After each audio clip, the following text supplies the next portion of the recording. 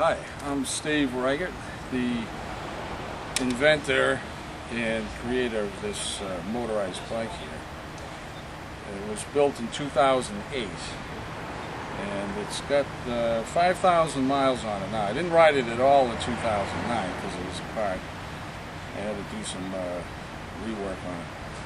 I'll explain how it works, how the systems work. I'll try to break it down into sections.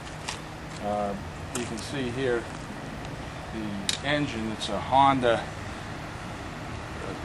35cc engine, so the newest design, belt-driven overhead cam, and it's rubber mounted in the frame.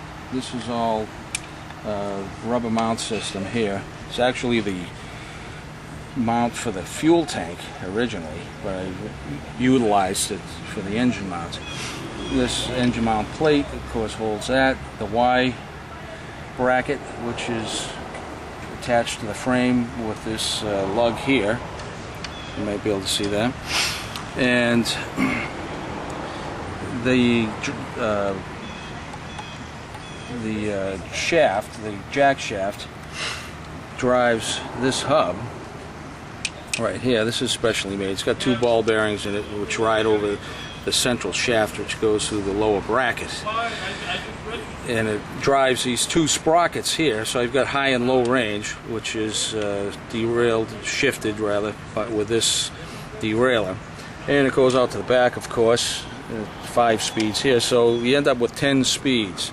This here is the exhaust, as you can see. It has a I used an LL Bean drink bottle.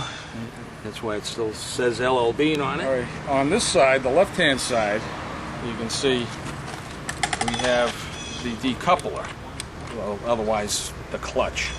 This is all designed and homemade, machine shop parts. And you can see how that drives a J-section belt, which rotates the jack shaft, which goes over to the right side and drives the rear wheel.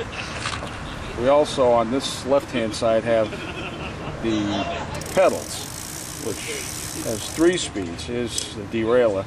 We've got 3 sprockets here. It's on the large one now. And this here, this is all specially made as well.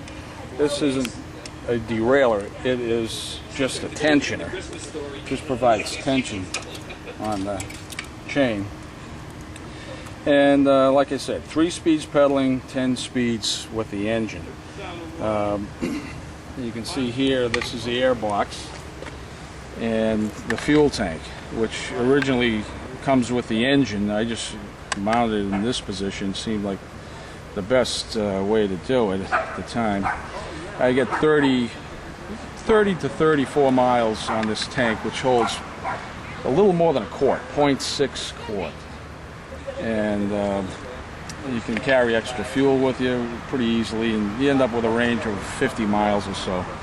I've taken this on a trip just recently down the Cape from here, and it was about 130 miles all total, and it was a fun ride. It's got 5,000 miles on it right now, and seems to be working well. Haven't had any real problems with it lately. There were a few with, bolts loosening up and what have you, but you can see there's a safety wired the oil fill and the exhaust nuts. Anything that might create a problem, I made sure it never was to reoccur. So I find it's pretty reliable right now. And hopefully that explains the gist of it here. Like I said, it's a lot of fun to ride. It goes about 35 miles an hour on a flat ground.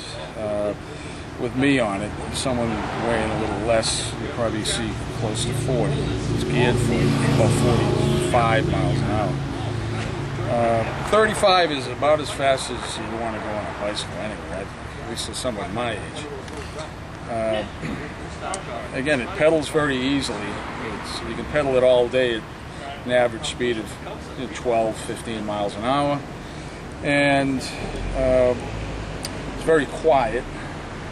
That muffler's made large in order to keep the noise down to a level where no one would know. You can ride this at midnight and no one would know you're in the neighborhood. And it does everything that you want a gas bike to do. Hope you enjoyed the video, and there'll be more later. I'll probably have a camera on the bike on a trip. It's kind of fun to watch when you're aboard this thing. And anyway, that's it. Hope you have a fun time in your gas-powered bike if you have one. And we'll talk to you later.